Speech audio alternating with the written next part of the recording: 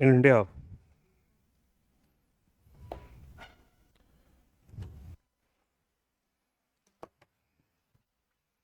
देखो, तो शायद मैंने कल आपको बता दिया था कि India has a long history of what, self governance. हमारे यहाँ पे पंचायत, अगर आप देखिए तो काफ़ी, हम वैदिक पीरियड को भी ट्रेस करें तो वैदिक पीरियड में हमारे पास जो है पंचायत जैसी या ऐसा कुछ रिपब्लिक एग्जिस्ट करता था। फिर मॉडर्न पीरियड में प्रॉपरली आपको लोकल बॉडीज देखने को मिलती है ना, in the format of village panchayat as well as what, as municipal body, जो केवल पाटलिपुत्र में काम करती थी। ठीक है। उसके बाद अगर आप देखिए तो चोलास का village administration, it is what, very famous. फिर हम देखा कि मुगल पीरियड में भी हमको लोकल बॉडीज जो है वो दिखाई पड़ती हैं, है ना। ब्रिटिशर्स जब आए तो इनिशियली उन्होंने क्या किया, उन्होंने रेजिस्ट किया किस चीज का डेवलपमेंट, लोकल बॉडीज का, या they focused over what, centralisation, but later on they focus towards what, decentralisation. And in the same fashion 1687 में there was establishment of Madras municipal corporation.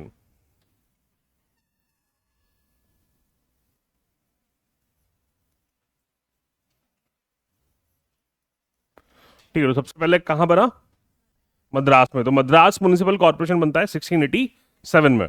उसके बाद अगर आप देखिए तो अगला डेवलपमेंट होगा 1726 में। 1726 में it led to establishment of mayor courts, of what, mayor courts. और छोटे मोटे मैटर्स जो है ये डील कर देते कौन, मेयर्स। और एक टाइम पीरियड आएगा 1840, 42 लिख दिया था कल मैंने, से लेकर के 1853 तक। इस पर्टिकुलर टाइम पीरियड में अगर आप देखिए तो जो टैक्स पेयर्स थे, इनको मिला right to elect members of municipal corporation.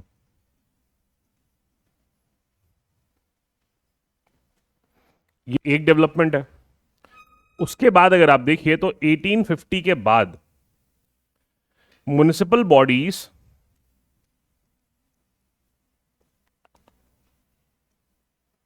To be established outside what, residencies. और इनको राइट भी मिला टू इम्पोज टैक्स। क्या कर सकते हैं ये लोग अब, टैक्स भी इंपोज कर सकते हैं। कौन, ये म्युनिसिपल बॉडीज।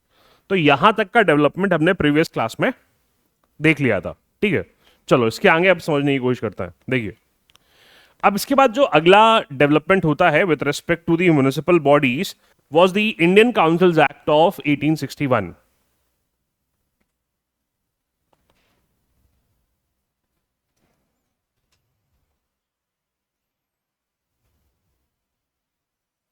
कौन सा है, Indian councils act of 1861।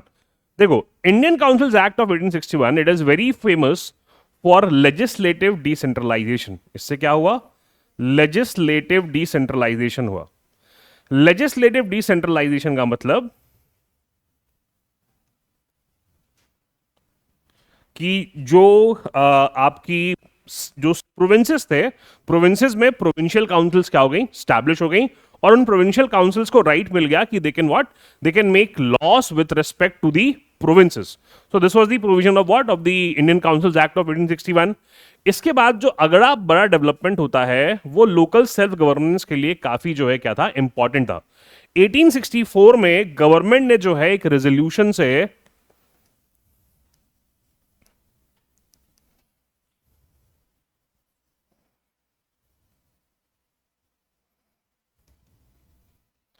it validated local self governance.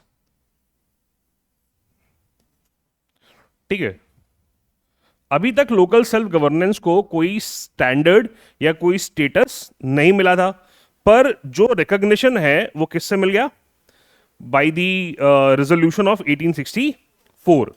ठीक है, फिर उसके बाद अगर आप देखो तो 1869 में एक और बड़ा डेवलपमेंट हुआ। और 1869 में एक एक्ट पास होता है, उस एक्ट को हम कहते हैं presidency act. It was called what, presidency act. देखो, प्रेसिडेंसी एक्ट ऑफ 1869 के जो प्रोविजंस हैं वो लोकल सेल्फ गवर्नेंस के डेवलपमेंट के लिए काफी ज्यादा क्या थे, फेवरेबल थे। इन्होंने कहा, देखो बहुत सिंपल सी बात है कि अगर आप लोकल सेल्फ गवर्नेंस जो है क्या करेंगे, स्टैब्लिश करेंगे, या आप एक ऐसी बॉडी बनाएंगे जो किसको देखे, लोकल सेल्फ गवर्नेंस को देखे। So it will take care of certain subjects, और it will take care of certain, you can say, resources. कुछ ना कुछ काम तो करेगी वो। उसके लिए उसको क्या चाहिए पड़ेगा, फंड्स चाहिए पड़ेंगे, तब तो वो बॉडी प्रॉपर्ली फंक्शन कर पाएगी, वरना बॉडी स्टैब्लिश करने का कोई सेंस नहीं है। तो ये जो प्रेसिडेंसी एक्ट है, इस प्रेसिडेंसी एक्ट से जितने भी बोर्ड्स थे इनको राइट मिला to impose taxes. Boards could what, they could impose taxes, यानी टैक्सेशन का पावर किसको मिल गया, बोर्ड्स को, है ना। खास तौर पे इसमें बात जो है वो हो रही है डिस्ट्रिक्ट बोर्ड्स की। किसकी, डिस्ट्रिक्ट बोर्ड्स कि डिस्ट्रिक्ट बोर्ड्स जो है कुछ चीजों के डेवलपमेंट के लिए they could what apply certain kinds of taxes, है ना। इसके बाद जो सबसे बड़ा इंप्रूवमेंट हुआ that is called as the Mayo's resolution of 1870। अब जो मेयो का रेजोल्यूशन है 1870 का, वो चीजों को और क्लियर कर देता है। ये वॉइस रॉय लॉर्ड मेयो है। देखो, मेयो के रेजोल्यूशन में सबसे पहली बात हुई फाइनेंशियल डिसेंट्रलाइजेशन की। किसकी, फाइनेंशियल डिसेंट्रलाइजेशन।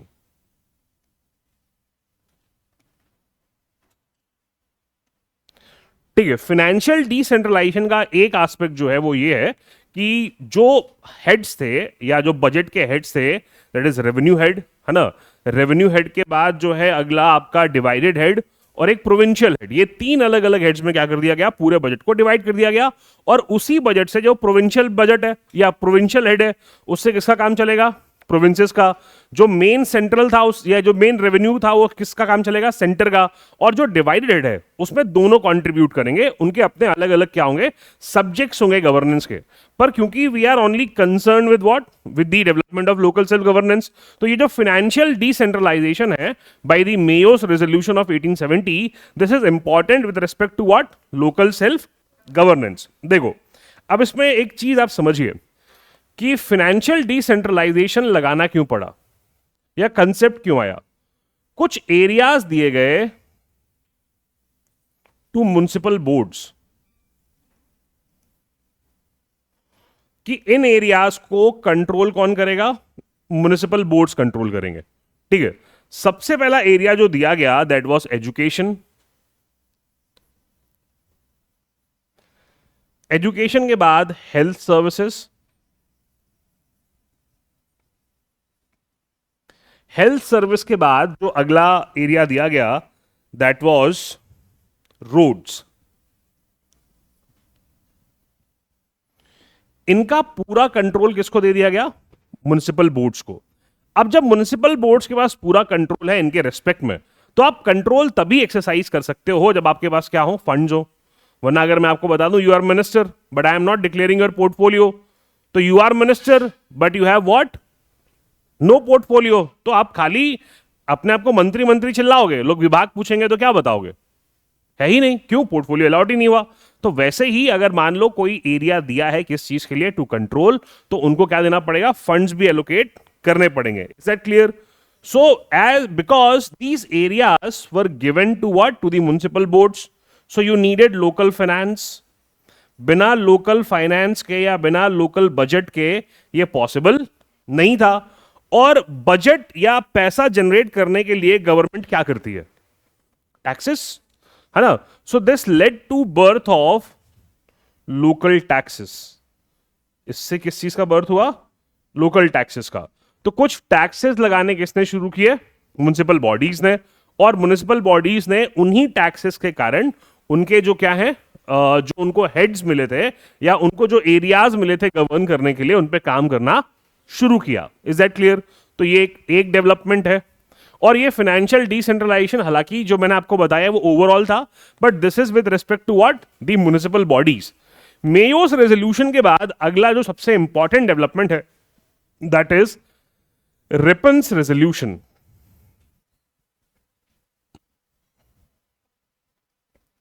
और रिपन का जो रेजोल्यूशन है ये लैंडमार्क है with respect to what, with respect to the development of municipal boards. देखो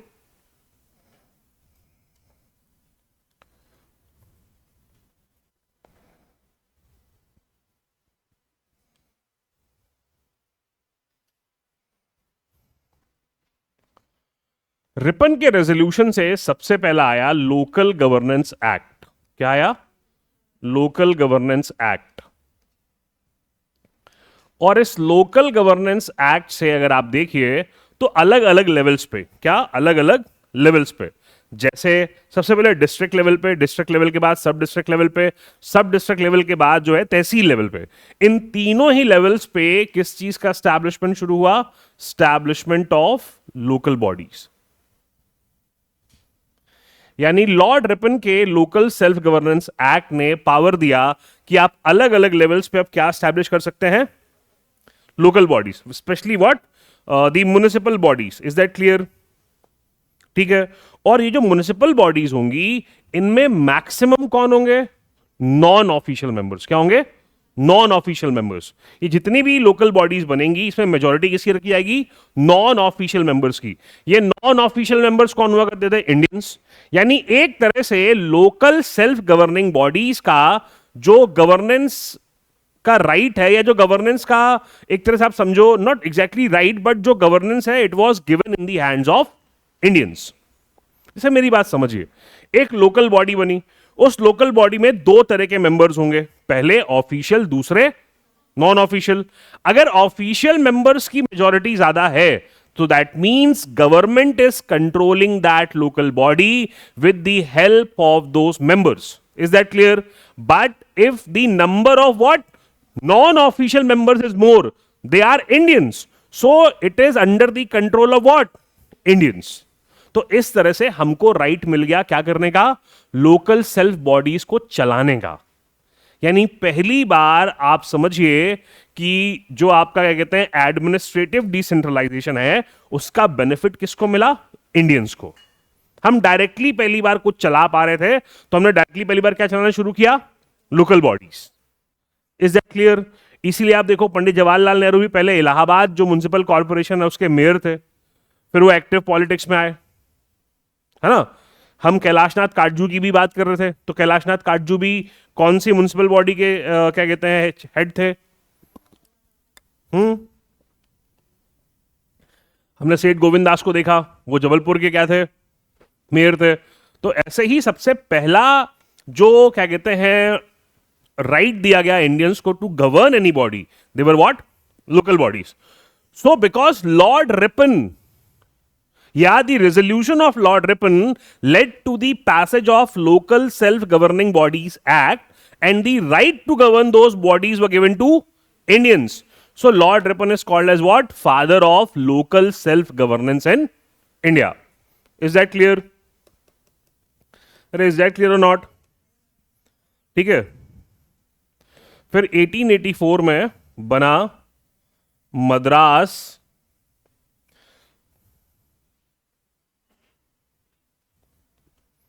लोकल बॉडीज एक्ट 1884।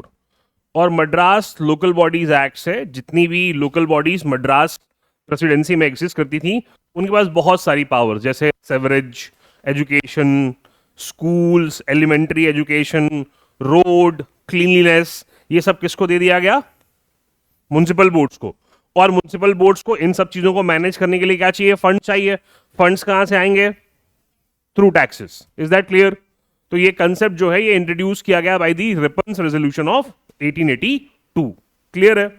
अब देखो, अब जब ये सब कुछ चल रहा था और इंडियंस को पार्टिसिपेट करवा रहे थे तो एक रॉयल कमीशन का अपॉइंटमेंट होता है for what? To check decentralisation.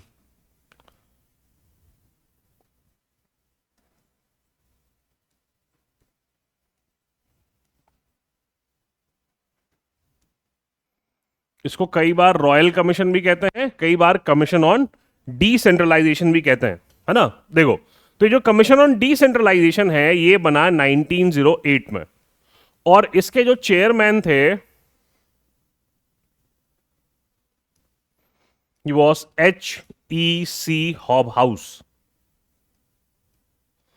और HEC हॉब हाउस ने इंडिया में जितनी भी लोकल बॉडीज हैं उनके गवर्नेंस को इवैल्यूएट किया और रिकमेंडेशन दी कि इनको और पावर्स मिलनी चाहिए और फाइनेंशियल पावर्स मिलनी चाहिए ताकि ये प्रॉपरली क्या करें, फंक्शन करें।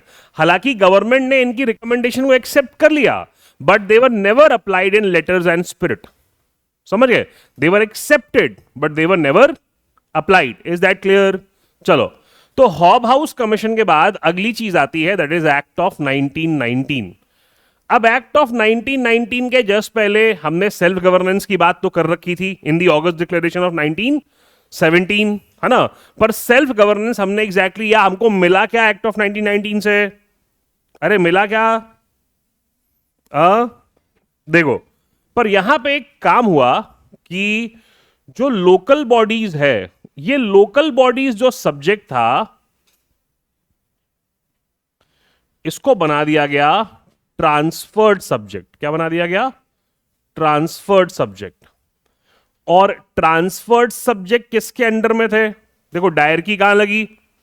प्रोविंसेस में, by the act of 1919 provinces में ही लगी ना। तो डायरकी का मतलब division of powers into two heads. पहला कौन सा?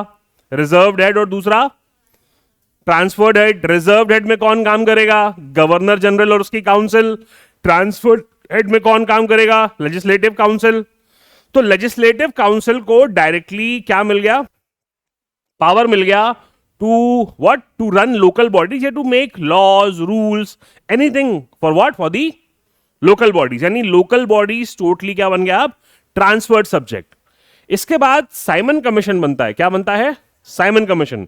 साइमन कमीशन का मेन काम क्या था? साइमन कमीशन का जो मेन काम था वो ये था कि वो इवैल्यूएट करे कि एक्ट ऑफ 1919 प्रॉपरली फंक्शन कर रहा है कि नहीं। पर इसका लेना देना क्या है लोकल सेल्फ गवर्निंग बॉडीज से? इसने कहा कि जो लोकल सेल्फ गवर्नेंस बॉडीज हैं इनका आप सेंट्रलाइजेशन कर दो। क्या कर दो? सेंट्रलाइजेशन। ये प्रॉपर फंक्शन नहीं कर पा रही हैं क्योंकि ये क्या है? डिसेंट्रलाइज हैं। So make them what? Centralised. Is that clear? Is that clear और नॉट?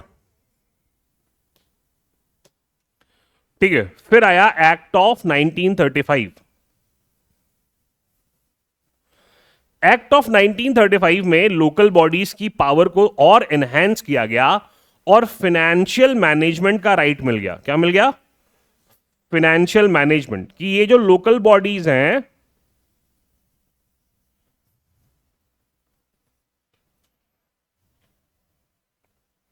ये अपना फाइनेंशियल मैनेजमेंट कर सकती हैं। Is that clear? What they can do? They can do their financial management. पर हां, फाइनेंशियल मैनेजमेंट मतलब क्या? आप टैक्स हटा सकते हो, लगा सकते हो या बढ़ा सकते हो। यही फंडामेंटल है फाइनेंशियल मैनेजमेंट का, है ना? But they could not introduce any new tax without the approval of the provincial assembly, या जो लोग क्या कहते हैं प्रोविंसेस में गवर्नमेंट बनी थी उसके अप्रूवल से ये नए टैक्सेस इंट्रोड्यूस कर सकते थे। पर अब ये अपना क्या कर सकते हैं? फाइनेंशियल मैनेजमेंट कर सकते हैं। कौन? Local bodies. लोकल बॉडीज अभी भी अपना फाइनेंस क्या करते हैं? मैनेज करते हैं। प्रॉपरली ऑडिट होता है, प्रॉपरली उनके फंड्स के एलोकेशन के लिए उनके पास बजटरी प्रोविजंस बढ़ाने के लिए टैक्सेशन भी है, बोरोविंग्स भी कर सकते हैं। इसके अलावा ग्रांट्स मिलता ही है। ग्रांट्स को फाइनलाइज करने के लिए हर 5 साल में क्या अपॉइंट होता है? State finance commission. तो फाइनेंशियल मैनेजमेंट अभी भी हो रहा है, पर पहली बार लोकल बॉडीज के फाइनेंशियल मैनेजमेंट की बात कब हुई? By the act of 1935। Is that clear? So this is the development of what?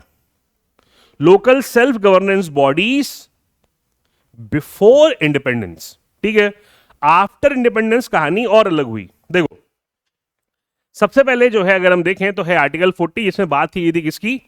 Establishment of panchayat की in the DPSPs which is a Gandhian principle. पर वो पंचायत का प्रॉपरली फॉर्मेशन हो नहीं रहा था, है ना? अब हमने क्या किया अपने डेवलपमेंट के लिए या प्रॉपर डेवलपमेंट के लिए? We chose the community development plan. क्या चूज किया हमने? Community development plan. Government of India ने सीडीपी या कम्युनिटी डेवलपमेंट प्लान जो है 1952 में क्या किया? शुरू किया।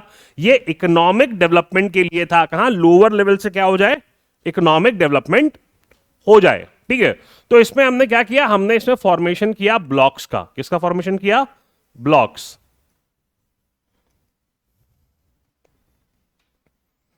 डेवलपमेंटल क्या बने, ब्लॉक्स बने।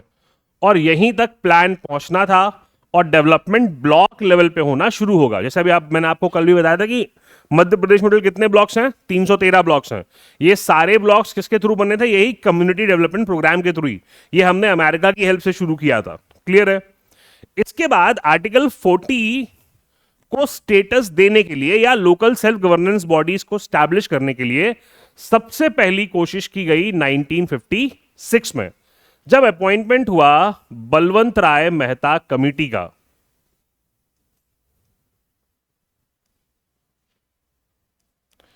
बलवंत राय मेहता कमेटी कब अपॉइंट हुई, 1956 में। इसके चेयरमैन कौन थे, बलवंत राय मेहता। इसको ग्राम उद्धार कमेटी भी कहते हैं। और इसने अपनी रिकमेंडेशन दी कि एक 3 टियर क्या बनना चाहिए, पंचायती राज सिस्टम। इसकी रिकमेंडेशन क्या थी, 3 टियर पंचायती राज सिस्टम। सबसे पहले नीचे विलेज पंचायत, फिर जनपद पंचायत या ब्लॉक पंचायत, और फिर जिला पंचायत। तो ये 3 टियर सिस्टम बताया किसने, हाँ, बलवंत राय मेहता कमीशन ने। और बलवंत राय मेहता कमीशन को सबसे पहले अप्लाई किया किसने, आंध्र प्रदेश ने, है ना। पर प्रॉपरली नहीं कर पाया वो। पर बलवंत राय मेहता कमीशन की रिकमेंडेशन पे सबसे पहली पंचायत जो बनी थी, या जो सबसे पहली फंक्शनल पंचायत बनी थी, वो बनी थी कहां, वो बनी थी राजस्थान में, नागौर जिले में। एंड वाज इनॉग्रेटेड ऑन 2 अक्टूबर 1959। ठीक है, 2 अक्टूबर ही क्यों, क्योंकि महात्मा गांधी जो है वो बहुत ज्यादा सपोर्टर थे किस चीज के, हाँ, पंचायत के। तो पहली पंचायत कब बनी, 2 अक्टूबर 1959। कहां, हाँ, Nagaur Rajasthan. Is that clear. ठीक है, इसके बाद भी बार बार लगातार बात होती रही कि क्या किया जाए, ये जो पंचायती राज इंस्टीट्यूशंस हैं इनको क्या किया जाए, डेवलप कराया जाए, या लोकल सेल्फ गवर्निंग बॉडीज जो हैं इनको हम डेवलप करवाते हैं। उसके लिए अगर आप देखो तो अगली कमेटी जो बनती है वो है अशोक मेहता कमेटी। कौन सी committee, Ashok Mehta committee. Ashok Mehta committee was a 13 membered body. और अशोक मेहता कमेटी ने बताया 2 टियर स्ट्रक्चर। क्या बताया, 2 टियर स्ट्रक्चर। और ये जो 2 टियर स्ट्रक्चर है इसमें 2 चीजें। सबसे पहला उसने कहा कि ब्लॉक पंचायत होनी चाहिए, और उसके ऊपर क्या होनी चाहिए, जिला पंचायत। ब्लॉक पंचायत और जिला पंचायत। ठीक है। And he suggested for ending the village panchayats. ठीक है, 3 टियर स्ट्रक्चर किसका है, हाँ, 2 टियर स्ट्रक्चर किसका है। इसके बाद अगली कमेटी जो फॉर्म हुई, लिख लिया तुम लोगों ने पूरा कि रह गया है, अच्छा ठीक है, कोई बात नहीं, क्योंकि ये लिखाऊंगा थोड़ी मैं, ये तो तुमने पॉलिटी में पढ़ा होगा ऑलरेडी। मैं तो बस रिवाइज करवा रहा हूं ताकि जो है आपको आगे क्लियर रहे। Is it clear clear. चलो देखो, अगला जो है that is the GVK Rao committee. Is what, GVK Rao committee. GVK Rao committee बनी 1985 में। कब बनी, और GVK राव कमिटी ने बताया 4 टियर स्ट्रक्चर। क्या बताया, 4 टियर स्ट्रक्चर। अब ये 4 टियर स्ट्रक्चर क्या है, देखो, सबसे नीचे क्या होगी, फिर क्या होगी, फिर क्या होगी, फिर एक स्टेट पंचायत बनाने की बात हुई। किसकी बात हुई, स्टेट पंचायत बनाने की, या एक कन्वर्जेंस बॉडी बनाओ, किस पे, स्टेट लेवल पे। क्लियर है। फिर इसके जस्ट बाद बनी LM सिंघवी कमेटी। क्या बनी, LM Singhvi committee. LM Singhvi committee का जो कनेक्शन है वो, LM सिंघवी कमेटी ने काफी कुछ क्लैरिटी दे दी। किसको लेकर के, फ्यूचर को लेकर के, किसकी फ्यूचर को लेकर के, लोकल सेल्फ गवर्नेंस बॉडीज के फ्यूचर को लेकर के, ठीक है। और इसने कहा कि जो लोकल सेल्फ गवर्नेंस बॉडीज हैं उनको आप क्या दे दो, constitutional status, provide them what, constitutional status, है ना। और इनमें जो इलेक्शंस होने चाहिए they should be on the basis of non partisanship, है ना, और प्रॉपरली कराओ। क्लियर है। पहली चीज कि पार्टी पॉलिटिक्स से दूर रखो, और पार्टी पॉलिटिक्स से दूर रखने के बाद दूसरा क्या करना है, रेगुलर इलेक्शंस कराइए। और ये कॉन्स्टिट्यूशनल स्टेटस देने के बाद ही क्या था, पॉसिबल था। क्लियर है। इसके बाद बनी पीके थुंगुन कमेटी। क्या बनी, पीके थुंगुन कमेटी। और एक चीज और याद रखना, दो कमिटीज मैं गायब कर गया हूं, है ना। एक कमेटी जो मैं गायब कर गया हूं वो है हनुमंतप्पा कमेटी, और एक और कमेटी जो मैं गायब कर गया हूं दैट इज गाडगिल कमेटी, है ना। तो हनुमंतप्पा कमेटी और गाडगिल कमेटी भी किससे कनेक्टेड है, with the Panchayati Raj institutions या लोकल सेल्फ गवर्नेंस बॉडीज। तो पीके थुंगुन कमेटी ने भी यही बात करी, क्या करो, कॉन्स्टिट्यूशनल स्टेटस दे दो, किसको, पीआरआईज को। ठीक है। इसी रिकमेंडेशन पे राजीव गांधी ने 64th और 65th constitutional amendment act introduce किए, पर उनकी सरकार गिर गई और फिर बिल जो है राज्यसभा में पास नहीं हो पाया। ठीक है। उसके बाद 1992 और 1993 में 73rd कॉन्स्टिट्यूशनल अमेंडमेंट एक्ट और 74th कॉन्स्टिट्यूशनल अमेंडमेंट एक्ट क्या हुए, पास हुए। और उनके थ्रू ही क्या स्टैब्लिश किया गया, पंचायती राज और अर्बन लोकल बॉडीज, इनको क्या दिया गया, कॉन्स्टिट्यूशनल स्टेटस दे दिया गया। तो जो 73rd कॉन्स्टिट्यूशनल अमेंडमेंट एक्ट है, 73rd कॉन्स्टिट्यूशनल अमेंडमेंट एक्ट बात करता है किसकी, 3 टियर पंचायती राज इंस्टीट्यूशंस। देखिए, तो 3 स्तर पे है। The first is what, village panchayat, है ना। कुछ नहीं बन पाए, सरपंच तो बन ही जाएंगे, पर सरपंच बनना सबसे कठिन है। एक बार आप विधायक बन सकते हैं, सरपंच नहीं बन सकते, और विधायक जी भी सरपंच ही हार सकते हैं।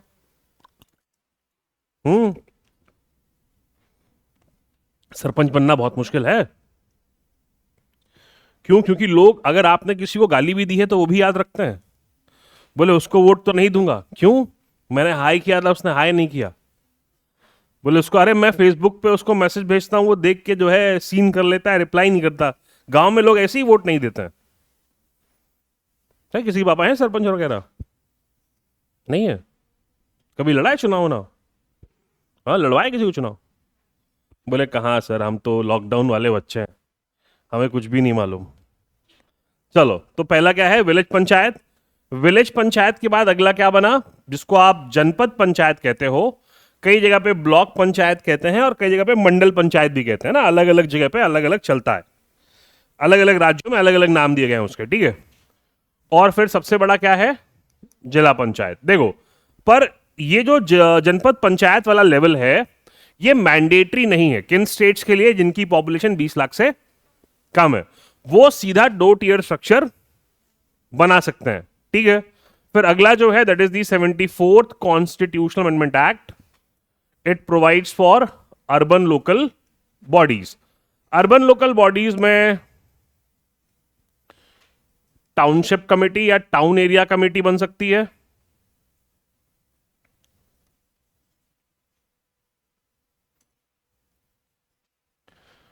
टाउन एरिया कमेटी के बाद अगला जो है क्या बनते हैं आपके, कैंटोनमेंट बोर्ड्स।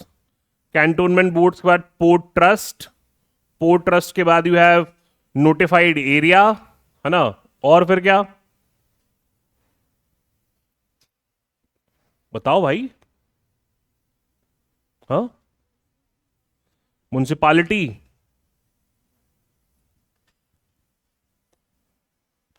म्युनिसिपालिटी कितने तरह की होती हैं, 3 तरह की, है ना। नरक पंचायत, नरक पालिका और नरक निगम।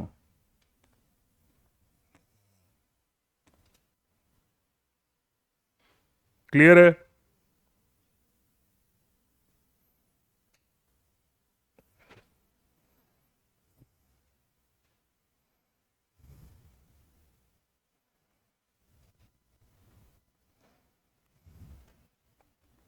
हो गया? हाँ भाई, किसी का कुछ रह गया है क्या इससे? पड़ोसी से देख लेना, पड़ोसी ने भी नहीं लिखा है तो अड़ोसी से देख लो, अड़ोसी ने भी नहीं लिखा है तो बोर्ड बदल देता हूँ मैं, कहाँ रह गए हो? पड़ोसी बगल वाला, अड़ोसी आगे वाला। हाँ, अड़ोसी पड़ोसी होता है ना।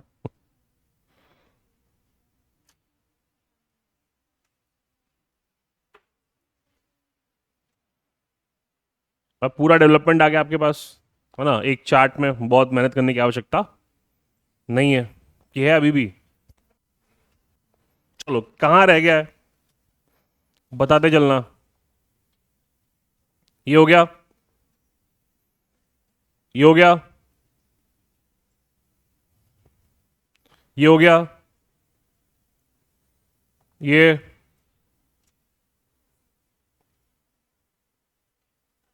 ये भी हो गया, ये भी हो गया। Very good. हाँ, जनपद पंचायत बेटे, इतनी बार से बोल तो रहा हूं बार बार। ये ये भी हो गया,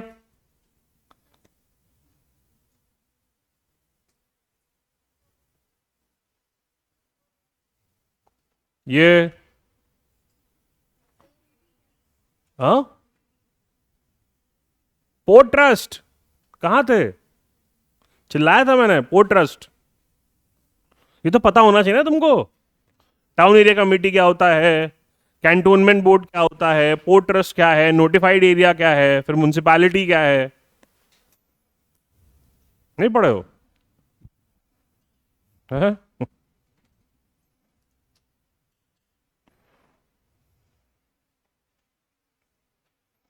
मैं बहुत मेहनत करवाते हो तुम लोग यार, हैं? मेरी परीक्षा है, मुझे पढ़ना कुछ और है, पढ़ना कुछ और पड़ता है तुम्हारे चक्कर में।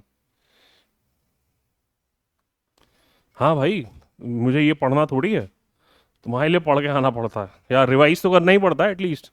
एक बार सरसरी निगाह से देखना तो पड़ ही जाता है कि कहीं कुछ गलती ना हो जाए।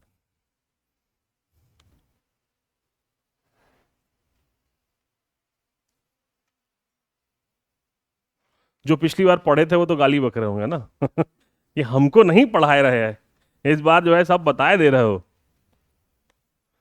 तो पिछली बार अधिकतर लोग 1 ईयर वाले थे ना, तो ये एक्सपेक्टेड था कि आपको बहुत सारी चीजें आती हैं। अगर आप 1 ईयर कोर्स में हो तो मैं ये मान के चलता हूँ कि यू नो मैनी थिंग्स, है ना? और अगर आप यूजी में हो तो बिल्कुल मान के चलता हूँ कि इस हार्ड डिस्क में कुछ नहीं लिखा हुआ है ब्लैंक है ये हार्ड डिस्क ना, यहाँ पहली बार राइटिंग हमको ही करनी पड़ेगी। चलिए, यहां तक हो गया। कॉन्स्टिट्यूशनल प्रोविजंस मालूम है related to panchayat and municipalities? लिखो, मुझे मालूम है तुम्हें कुछ नहीं मालूम है?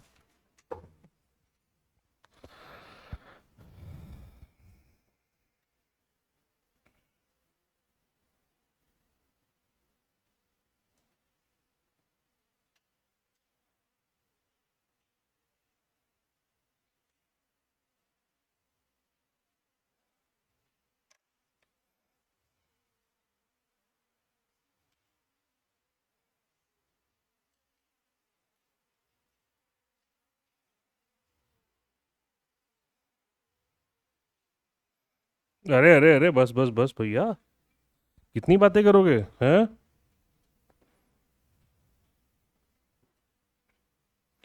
चलो, लियो constitutional provisions related to panchayat in India.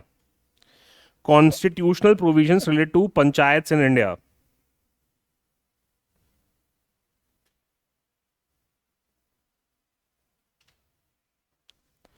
ठीक है, पहले लिखो आर्टिकल 243। आर्टिकल 243 किससे डील करता है? स्टैब्लिशमेंट ऑफ, अच्छा, लोकल सेल्फ गवर्नेंस बॉडीज।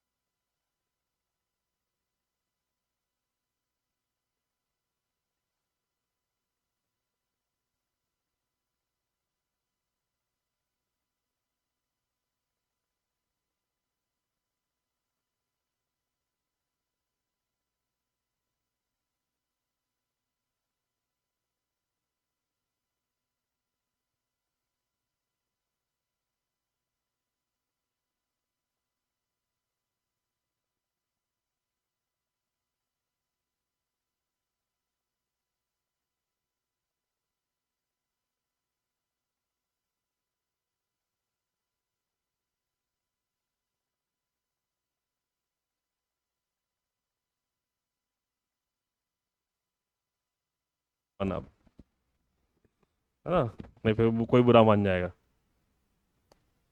लिखो, अगर देखो आर्टिकल 243A, आर्टिकल 243A, यहां सब कैपिटल में रहेगा, है ना। आर्टिकल 243A कंटेन्स ग्राम सभा, क्या है इसमें, ग्राम सभा।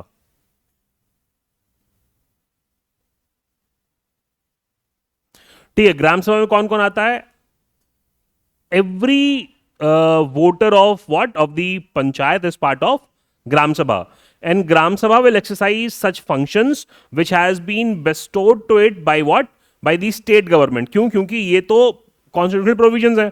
इसके बाद फिर क्या कहते हैं, हर स्टेट ने अपना अपना पंचायती राज एक्ट बना रखा है, उसमें अलग अलग प्रोविजंस हैं। ठीक है, जैसे मध्य प्रदेश में जो ग्राम सभा है उस मैंडेटरी है कि साल में 2 बार तो आपको उसकी मीटिंग कंडक्ट करानी ही पड़ेगी। और कोई भी क्या कहते हैं अगर रेजोल्यूशन है विद रिस्पेक्ट टू पंचायत, तो सबसे पहले उसको क्या कहते हैं कहां पर वो पास होगा, ग्राम सभा में, तभी उस पर बात होगी। Is that clear. तो क्या है ग्राम सभा। अगला लिखो article 243B। Article 243B deals with constitution of panchayats.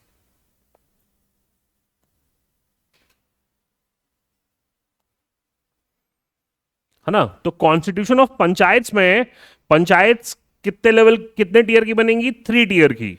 Accept in the states where the population is less than 20 lakhs, in that case 2 tier. वहां पे आप ये जो मंडल पंचायत है या जो जनपद पंचायत, इसको स्किप कर सकते हैं। लिखना है ये कि चल जाएगा काम, चल जाएगा, लिखो लिखो। कई लोग जो हैं बेचारे, आर्टिकल 243 कॉन्स्टिट्यूशन ऑफ पंचायत, इसमें लिखो panchayat to be constituted in every state, panchayat to be constituted in every state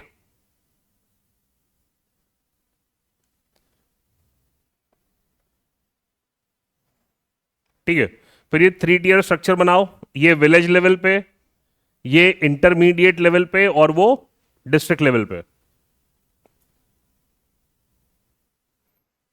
village level पे क्या बनेगी, पंचायत, इंटरमीडिएट लेवल पे जनपद पंचायत, और डिस्ट्रिक्ट लेवल पे जिला पंचायत।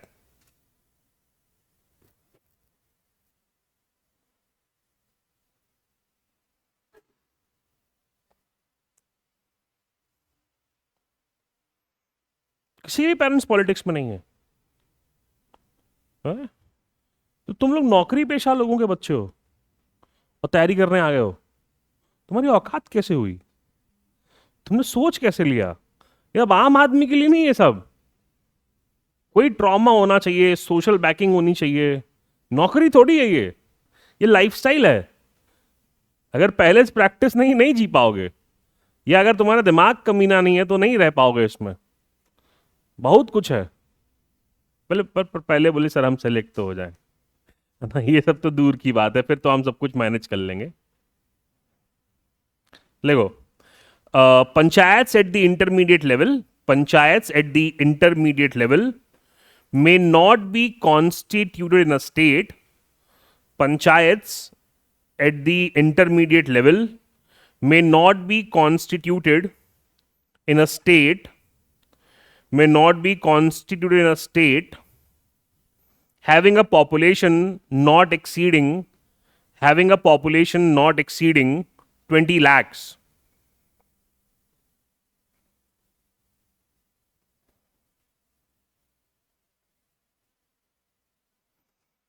अगला है article 243 C, that is composition of panchayats, composition of panchayats.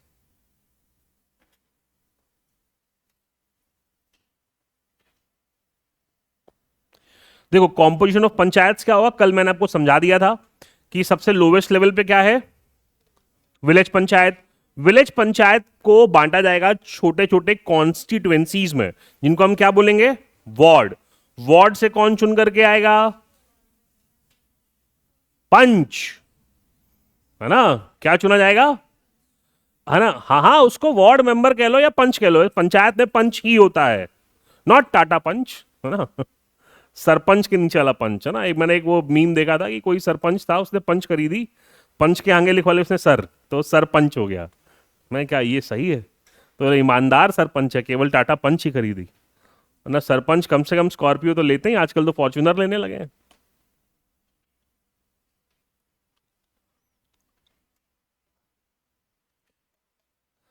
तो विलेज लेवल पे कॉन्स्टिट्यूएंसीज में बटा, कॉन्स्टिट्यूएंसी क्या बोलते हैं हम, वार्ड, वार्ड से कौन चुना जाता है, पंच। ठीक है, अब पंच के अलावा जो सबसे चीफ ऑफिशिएटिंग ऑफिसर होगा वो कौन होता है, सरपंच। अब सरपंच का इलेक्शन डायरेक्ट होगा कि इनडायरेक्ट, ये कौन, अरे यार हमारे यहां डायरेक्ट होगा, सबके यहां थोड़ी डायरेक्ट होता है। It will be decided by what, the concern state legislature. हमारे यहां मध्य प्रदेश पंचायती राज अधिनियम 1995 में ऐसा प्रोविजन है कि सरपंच का चुनाव कैसे होगा, इनडायरेक्ट, सॉरी डायरेक्ट होगा। पर ऐसी बहुत सारी जगह हैं जहां पे सरपंच का चुनाव कैसे होता है, इनडायरेक्टली, पंच ही चुनते हैं कौन सरपंच होगा। हमारे यहां भी पंचायती राज अधिनियम 1995 के पहले जो व्यवस्था थी उसमें पंच ही किसको चुनते थे, सरपंच को। तो पहले पंच बनना मैंडेटरी हुआ करता था, समझ गए बात को आप।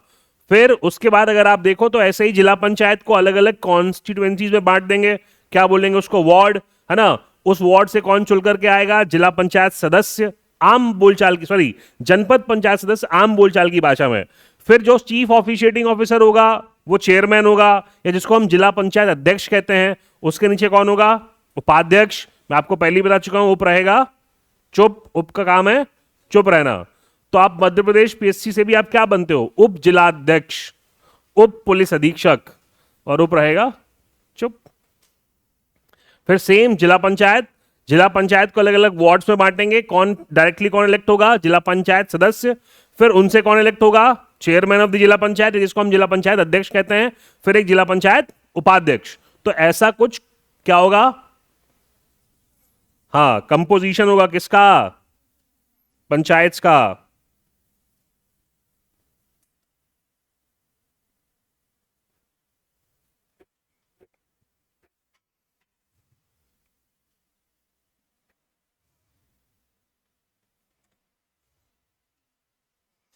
ठीक है, फिर अगर कोई स्टेट गवर्नमेंट चाहे तो state government by law it can make provisions कि जो सरपंच हैं उनको कुछ रिप्रेजेंटेशन कहां मिल जाए, इंटरमीडिएट लेवल पे।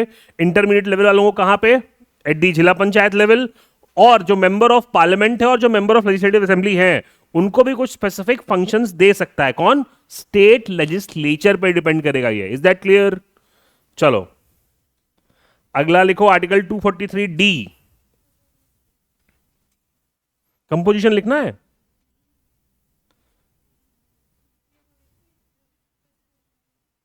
डी में, हाँ आरक्षण है ना। 243 डी, रिजर्वेशन ऑफ सीट्स। मेरा एक छोटा भाई है, मतलब वैसे छोटा भाई वैसे नहीं है, मतलब मैं उसको छोटा भाई मानता हूं। तो हाँ मतलब मतलब से दोस्त, कम उम्र का दोस्त है तो छोटा भाई हो गया, पर थोड़ा सा भोला है बेचारा, है ना, आप समझ गए होंगे। तो कल रात में उसने जो है क्या कहते हैं, एक स्टेटस लगाया सेव सोनम वांगचुक का। मैंने उससे पूछा ये कौन है, तो कहता है दादा ये फुनसुक बांगड़ू है। मैं कहा क्या किया है इसने, बोले दादा कुछ किया हो चाहे ना किया हो, पर मुझे लगता है कि अगर मैं जानता हूं ये फुनसुक बांगड़ू है तो फिर सबको मालूम होगा ये फुनसुक बांगड़ू है। मैं कहा बात तो सही है। मैं उससे पूछना चाह रहा था कि तुमने स्टेटस लगाया कि व्हाट इज दी पर्पस, तो सीधे उसने कुछ नहीं बताया कि ये सोनम वांगचुक है क्या है, और बोला फुनसुक बांगड़ू है, सिंपल।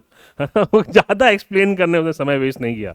तो पर ये है ना कि आपको फोमो हो जाता है सोशल मीडिया पे कि पूरी दुनिया डाल रही है स्टैंड विद फुनसुक बांगड़ू, हम कहीं नहीं डालें, तो वो उसने भी इसीलिए डाल दिया था, बाकी उसको बिल्कुल ज्ञान नहीं है। वो क्लैरिफाई भी कर रहा है कि दादा वो मेरे को मालूम, सबको मालूम होगा। मैं कहा हाँ ये तो है, कि तुम दुनिया के आखिरी आदमी हो, जब भगवान बुद्धि बांट रहा था सबसे आखिरी में तुम ही लगे थे, थोड़ी सी बच गई थी तो तुमको दिखा करके भगवान ने वापस ले ली। यहाँ देखो ऐसी होती बुद्धि, किसी और देंगे, तुम्हारे काम की नहीं है। जाओ अगला क्या है, रिजर्वेशन। अब रिजर्वेशन में क्या होगा, 50% सीट्स, 33% सीट्स का प्रोविजन था किसके लिए, महिलाओं के लिए। फिलहाल बढ़ करके क्या हो गया है, 50% हो गया है। शेड्यूल कास्ट, शेड्यूल ट्राइब को उनकी किसके हिसाब से, उनकी पॉपुलेशन के हिसाब से, और इसमें जो है ओबीसीज को भी रिजर्वेशन होता है उनकी पॉपुलेशन के हिसाब से। क्लियर है बात? तो ये क्या हो गया, रिजर्वेशन। ठीक है, अगला है आर्टिकल 243 ई। आर्टिकल 243 ई लिख लिया, लिखो ड्यूरेशन ऑफ पंचायत।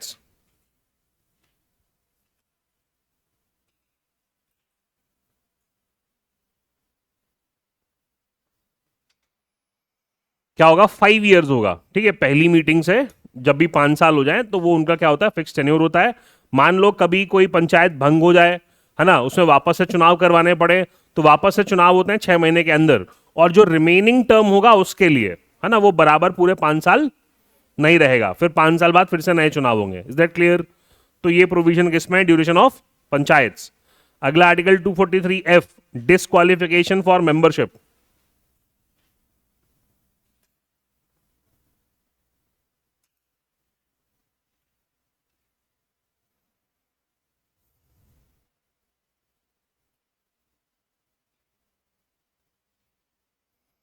कोई भी मतलब स्टेट जो भी लॉज बनाएगा कि कौन कौन लोग पंचायती राज के चुनाव लड़ सकते हैं, कौन कौन लोग पंचायती राज का चुनाव नहीं लड़ सकते। जैसे मध्य प्रदेश में कुछ साल पहले नियम था कि जिनके भी 3 बच्चे हैं वो पंचायती राज का चुनाव नहीं लड़ सकते। तो ऐसे कई सारे जो है क्वालिफिकेशन डिस्क्वालिफिकेशन जो है वो सरकार या स्टेट लेजिस्लेचर अपने एक्ट से बनाती रहती है। हमारे यहाँ पे है ही वो मध्य प्रदेश पंचायती राज अधिनियम, उसके हिसाब से गवर्न होता है। हाँ, कोई भी व्यक्ति जो 21 ईयर्स का हो गया है वो पंचायती राज का चुनाव, अगली बार तैयारी करो। हाँ, और क्या, बुराई थोड़ी है, नहीं करोगे? कहा पंचायत चुनाव में कहां पैसा लगता है, सरपंच बनने में रिटर्न भी तो आता है। सरपंच अगर 20 लाख लगाता है सरपंच बनने में, तो कम से कम 1 करोड़ तो कमा लेता है वो 5 साल में, है ना। पर ये जब पंचायती राज के चुनाव होते हैं तो गांव वालों के 2.5 महीने मजे हो जाते हैं, है ना। तब वो नारे चलते हैं वहां पे कि कच्ची दारू कच्चा वोट, पक्की दारू पक्का वोट, है ना, और मुर्गा और दारू अभी लो वोट, है ना। तो 2.5-3 महीने जो है उनके मजे रहते हैं। और बटते कैसे हैं वहां पे, मतलब इलीगल है ये, पर देखा है मैंने लोग करते हैं कि हाथ में क्वार्टर, क्वार्टर के ऊपर पर्चा, है ना, वो पकड़ाते हुए जाते हैं। और कई कई बार तो क्या होता है कि वोट डालने के पहले ऐसे मालूम है कि ये एकदम परफेक्ट शराबी है, तो उसको जो है एकदम वोट डालने के जस्ट पहले खूब पिला देंगे, खूब पिलाने को बताएंगे, देख ये निशान है। पार्टी तो होती नहीं उसमें, तो अलग अलग निशान मिलते हैं, रटवाया जाता है। अगर वो तब भी ना रट पाए तो फिर उसको एक दिया जाता है, क्या, एक व्यक्ति कि ये जाकर के वोट डलवा के आएगा, है ना। ये अगला जो है नशे में है बहुत सारा, तो पैसे से भी चलते हैं बहुत ज्यादा इसमें, किसमें, पंचायत का चुनाव। अगर आपने देखा है तो you know the reality of what, of Indian elections. भाई बहुत खतरनाक मैनेजमेंट। आपके जस्ट सामने कौन है, आप ही के गांव का आदमी जिसके साथ कल आप बैठ रहे थे, एक रात पहले, सारा खेल कब होता है, एक रात पहले, और उसी में झगड़े होते हैं, गोलियां चल जाती हैं, मर्डर हो जाते हैं, और लोगों के रिश्ते जन्म जन्मांतर तक खराब हो जाते हैं सरपंच के चुनाव के लिए।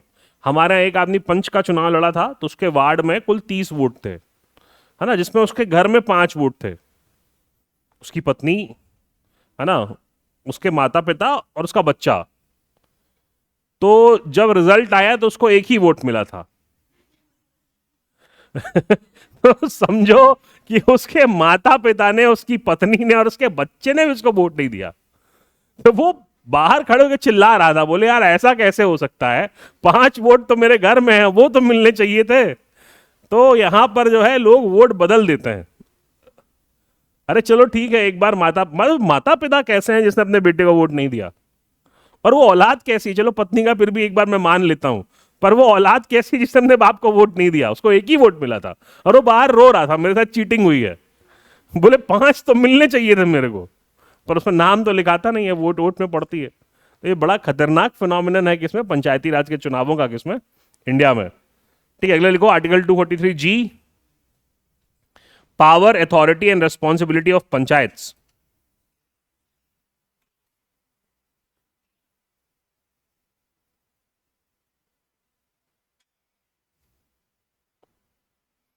Power, authority and responsibility of panchayats.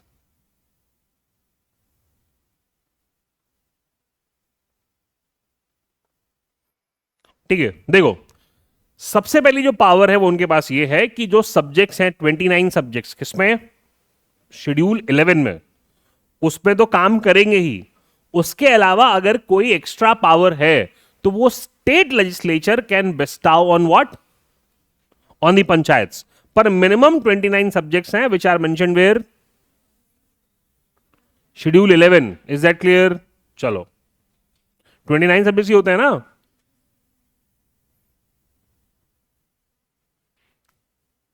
अगला लिखो आर्टिकल 243H, आर्टिकल 243H।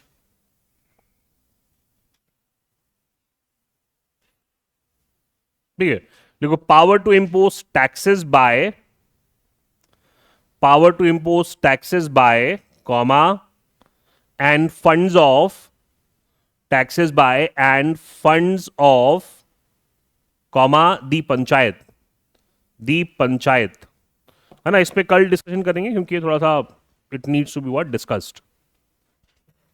चलिए बताइए सर, कोई डाउट यहां तक? हाँ हाँ हाँ, बिल्कुल बनते हैं। हमने लिख रखा है ना कि पहली विधानसभा में कौन थे लीडर ऑफ ऑपोजिशन, हमने विधानसभा वार लिखा हुआ है जानकारी। अगर आप नोट्स पलटाएंगे या आप अब उस क्लास में नहीं आए थे तो फिर आपकी गलती है, बाकी फिर वो रिकॉर्डेड लेक्चर्स में है, हमने बराबर विधानसभा वार लिखा हुआ है, ऐसे सवाल बनते हैं।